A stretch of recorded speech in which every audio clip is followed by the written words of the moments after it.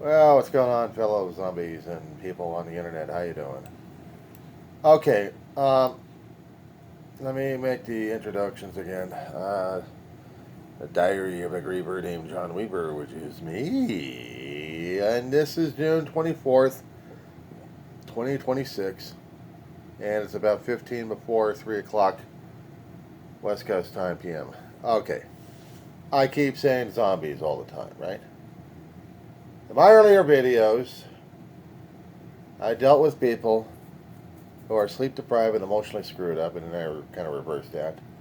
Emotionally screwed up and sleep deprived, which would affect me a great deal because I am both emotionally screwed up and deprived of sleep. I've been dealing with that for a hell of a long while. So when I mean sleep, when I'm talking about zombies out there, they are barely awake and feel like they're walking dead. Not like what you've seen all those other shows out there. I talk about, hey, yeah. Yeah, well, how about the other zombies that are working and barely functioning, and yet they feel like they're working cogs or working robots? Yeah, you've been there too many damn times, so I relate with those people. That being said, can we talk about another zombie that some of the corporate media are still having a field day over, and some of the independents have already been touting about this one ever since Trump got into office, first and second time, of how his health is failing and how his dementia has been going on full tilt biggie. Boogie, boogie, boogie, boogie. Yeah. He's been going on this one. His health is deteriorating. Now, I know mine's deteriorating. It's fighting for survival.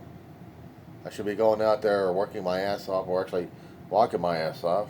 Got a rotten boot. My foot hurts. So I'm limited on motion and mobility. So I have to be limiting my calorie intake. Hasn't been limited. It's behavior. I like a big breakfast. Sometimes I like a big lunch.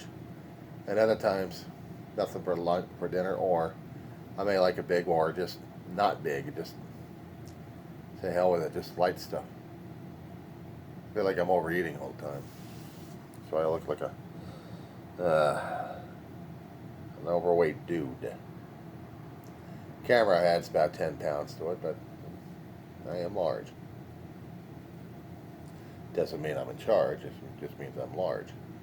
And my health will be having a critical factor on me. But what if I was in charge of a country in my present state? Would my mental faculties be challenging or be up to the challenge of figuring things out, what the country needs, what the country doesn't need, and what my own petty needs are? And we deal with a guy who's reached 80 already in the office, and this is quite concerning about his own health deteriorating, and yet he thinks and lies to people he's feeling fine. But there's a lot of people on the inside and outside of the Trump regime has noticed a lot of stuff and talked to other people about it. But the problem is we can't get anything official from the White House because they don't want to say it. If indeed Trump is failing in his health, both mentally and physically, that would be disqualifying him to run a country. But since he's hasn't been taken out, he hasn't signed any letters, and he still wants to be in charge, he still wants and wants and wants and wants. It is tearing apart our country one way or another. The United States of America being torn apart by a gas bag who still wants a big, beautiful arch that's going to be the gateway to, I think, the World War II monument, or actually Arlington. And on top of this arch with the golden birds, winged birds, gilded with gold, he wants an iron fist. There's an AI image out there of this on top of the, well, just this portion of it. His fist with a hell of a lot of gold. Something that satisfies his ego. We cannot help, I cannot help, not be dazzled, but be grossed. But how much taxpayer money it's doing this way, and if I happen to compare him to the other autocrats of history, got a lot of political science terminology out there. Okay, tyrant, dictator, schmuck. That works. Okay, those schmucks out there who want to take everything from everybody else to please themselves. They say they're going to do, but they don't do. There was a housing bill, passed both, which is a rare thing in this particular term, and in the congressional term, that there was joint cooperation between both chambers and both parties to come up with a housing bill to help the Americans with the housing situation. Trump was going to sign the damn thing. No, he gets into a tirade. He still wants more control. He wants the SAVE Act. He still wants more control over everybody in every which way, including their voting records, voting patterns, to see whether or not they're going to be an enemy or an ally to Trump. He wants to see all this. He wants to know. He wants to know who's against him and who's with him. He is that much paranoid and that much deeply insane that he's pushing on every damn state. He's using and threatening the Postal Service to delay or stop mail-in ballots for those states who do not surrender their voting registration information to the Trump. Court cases are happening. Some states, I guess, are still battling cahoots, still battling out in the courts with this one. The more I keep looking at it, the more I keep watching this stuff play out, the more I keep making myself sick to my stomach. Because I'm seeing this is happening in my day, on my watch. And sometimes I feel like I'm powerless except to say whatever I'm going to say and waste a hell of a lot of gigs and a lot of flash drives on videos and on data, seeing and seeing all these recordings, posting all these recordings, because it seems like it's 24/7 now, and it's insane. I've never experienced in my lifetime more contentious political season than this. The first time he got in office, there was contention, but there wasn't that much stress or fear, or at least not that much anyway. Now he made it a comeback. Now he's going after his political enemies. He said so. He got voted in. He's doing it. Anybody who's not with the Trump is going to be against him. Who's an enemy, and he's going to go after him. And he's telling you that you're dead to him. You're not swearing absolute fealty to him, and he will punish. I have to say this. He reminds me of cartoon characters. He reminds me of literature figures. He reminds me of the 1920 mob bosses out there. Mob bosses have been out there for 20 to 30 years, but more and more throughout the decades, they were prevalent, either trying to stay off the news or get themselves in the news. In the 20s, the roaring 20s, and 30s, you had people using weapons. Gunfights in the streets, people are injured, dying, dead. gang wars happening.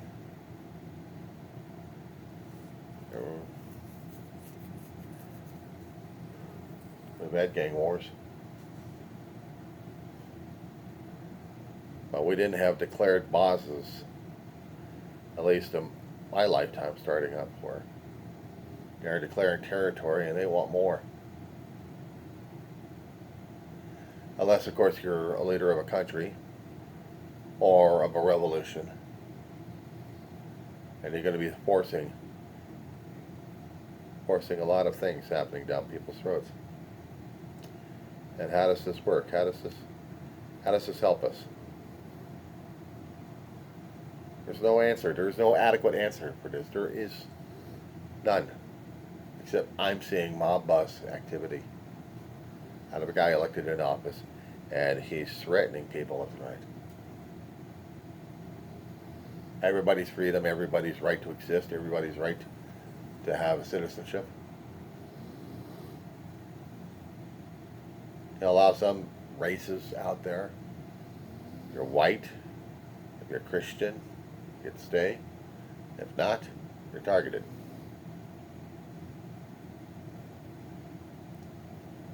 To see this happen in my lifetime, to see this. Can I say it's extraordinary? Can I say that this is unheard of? There are so many adjectives and descriptive words to use regarding this particular century turning into a lunacy factory. There's no start button on it. It was already continuing since, I guess, we were created. But because we had some times of relative sanity in this country's history, this is the ultimate of going downhill. And instead of crashing on the ground, we simply dug a hole for us to continue to go down further. Financially, realistically, emotionally, politically, we're going downhill, boys and girls. We're steam shoveling. We're going to their score. In order to do that, we have to go through miles after miles of Earth's surface and then hit the volcanic and turbulent nature of the Earth's mantle. And after that, if we actually survive that, it will be the Earth's dynamic core. And we're digging and drilling. I want to use these metaphors. Now, we're not going to China. We're just going to hell.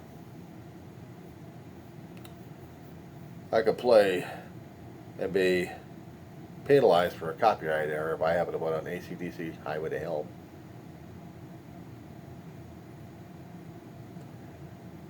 It would have been an appropriate song because of dealing with this political rigmarole we're going through right now, and how this is affecting every one of us.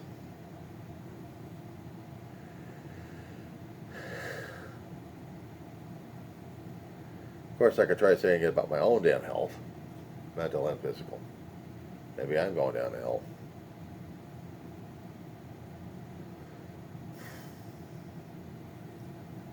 The politics we're dealing with right now that I'm watching on a constant basis of having things changing dynamically on me. I just don't get it anymore. Or if I did, it's like I want to keep closing my eyes and wishing things had been quote-unquote different, but then it isn't. This is real life. This is happening right now as it is. Then I have to look at it and I have to think, this is what I got to deal with. This is what I got to deal with. And I'm not liking it.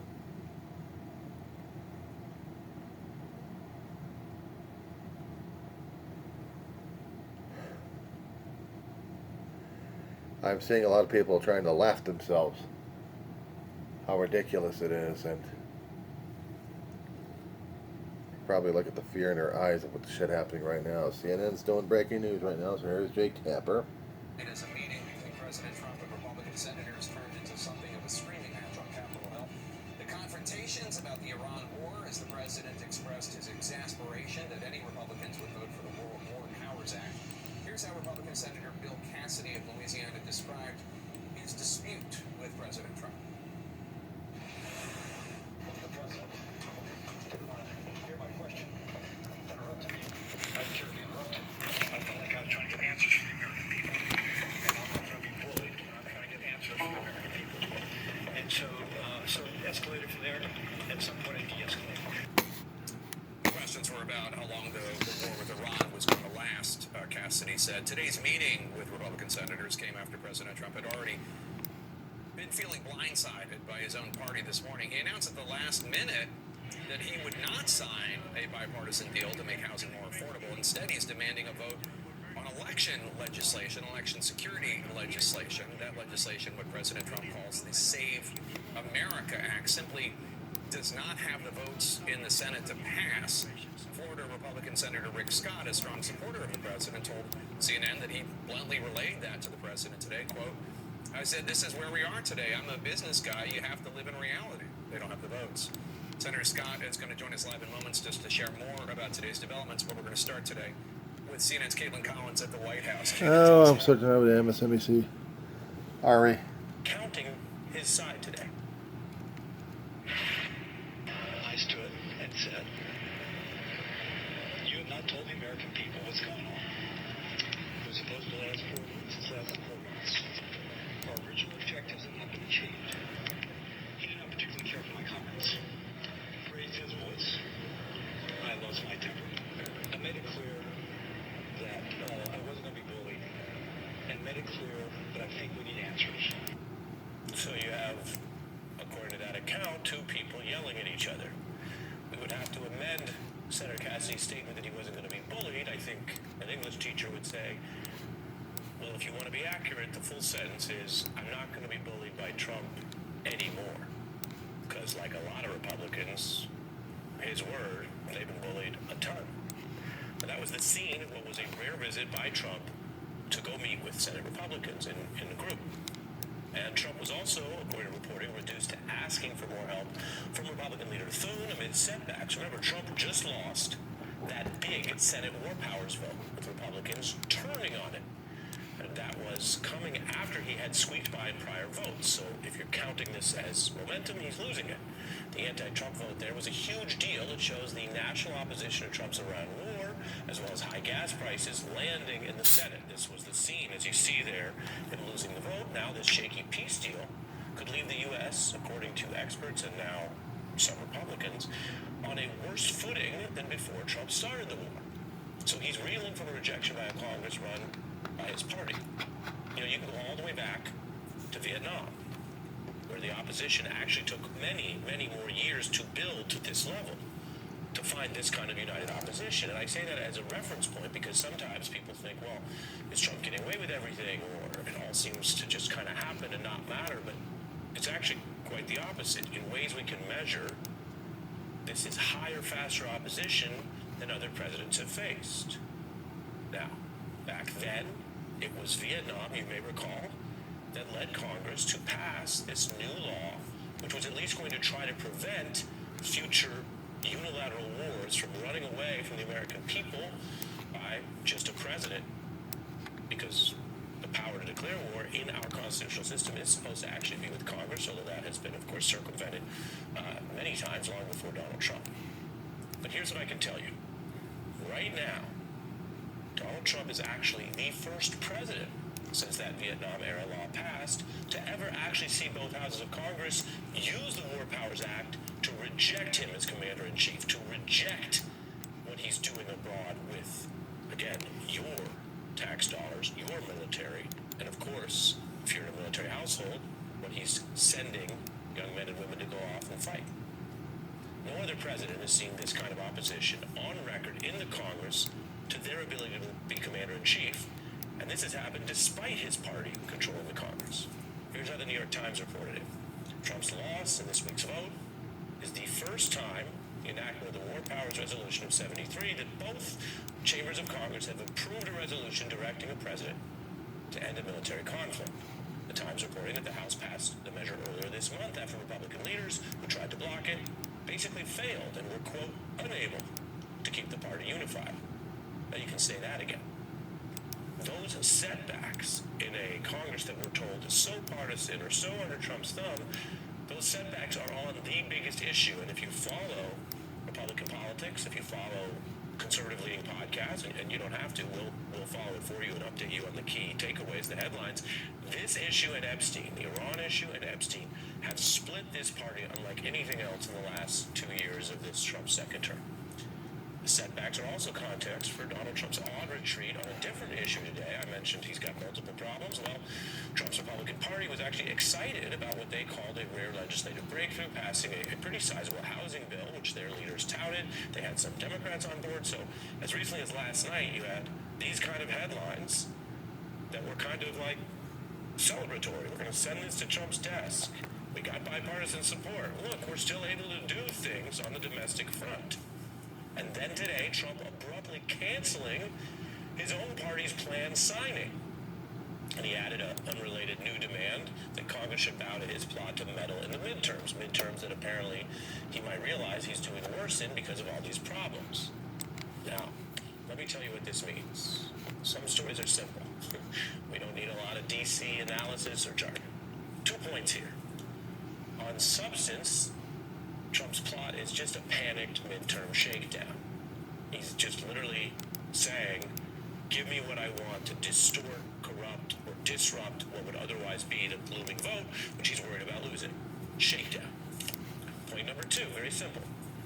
On political strategy, DC insiders, legislative experts will note this was a sudden, weak, and incompetent legislative strategy because even apart from the strings that he wanted to attach, let's say it wasn't a midterm plot, let's say it was just a legitimate request to fund something else. Everybody knows the time to attach those strings to a bill is before the lengthy process of passing it out of both houses of Congress, not after, not on the signing day. And Trump had very little measures to explain himself when asked about it.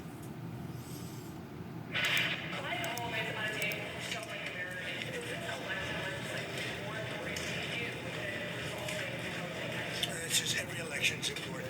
We're doing very well. Yeah, sure, every election's important, but why would you need, in a panicked way, in this summer period with just a few months to go, to try to change the rules of the law for the election? I mean, these are the same rules that Trump won the election in last time, right? It's a panic move. Now, because he is him and operates the way he does, he ignored what the Republicans said, what some of his own aides said, probably what he would have done in the first term, where you have something from your own party and you have a PR signing bill, and you kind of do that while you make your other points. But this is second-term Trump. He is not the communicator he once was. He's certainly not the planner he once was. And as I'm mentioning, even apart from the fact that it is unlawful to try to distort the vote while you're in government, and there's many rules to prevent that, whatever the goal was, Donald Trump coming in the day of the signing and asking for something is ineffective. In other words, he's not getting any action on that today. So the move was ineffective at the thing he wants, but also canceled the other thing that Republicans say would help them in these midterms. Now, Trump is usually trying to focus on opponents. He sees them on the left, he sees them in the media, but I want to point out, his opponents are increasingly obviously in his own party now. The conservative-leaning Wall Street Journal put it like this: Trump is now living on a collision course with a newly defiant Republican Senate, and that is the battle ahead of the midterms. Now, that would be enough problems, but he has more. The polling shows that Donald Trump's second term has been rejected by the nation. On many issues, we live in a 50-50 nation. These debates, sometimes about woke culture and liberal issues, they sometimes, by some people, ignore that there are plenty of people, sometimes 50% plus, that have a different view on some of those issues. So, again, if we just measure where people are, you might want them to be in a different place. I can point you to issues that are 50-50. Trump is not a 50-50 issue. He is crashing to new approval lows. This is a 60-35 kind of issue now. And what's also louder in D.C. are these Republicans that are suddenly saying what they avoided or were afraid to say when bowing to Trump for so many years. And that goes to the narrative of this. So sometimes we report just what's happening, period. Other times we have the narrators. And so when people in Washington or people in power say something more, that's going to affect how it's covered. That's kind of pretty straightforward. And you might have noticed, as I'm alluding to, we're hearing more and more from at least some of the Republicans. And some of them are just talking because they're now retiring. So Trump can't touch them in a future election. That includes Senator Tillis, who's saying the party's got to get its act together, and that it's had conflicting messages, and he's now speaking out against Trump's D.C. vanity projects. Damaging, aligning, and the reflecting pool is something that Puro wants to prosecute to the full extent of the law if it's proven true. And yet, they're releasing people who pled guilty to assaulting a police officer. What freaking parallel universe did I just wake up in? Okay, Tillis trying to summon some outrage, but his metaphor might be a little more incriminating than he realizes. Senator, do you feel like you just woke up to all this? This is the universe you woke up to, but this corruption, this anti-police agenda, as he mentions January 6th, has been clear for years. And he was just trying to avoid upsetting its leader. I guess now, as he says, what has he woken up to? Then there's the smaller issue of the reflecting pool, which late night has been going at. Now you got people across the country coming over to gawk at the fact that you turned the reflecting pool into a Kool-Aid bucket. Trump somehow went from draining the swamp to creating one. This is how far America has fallen.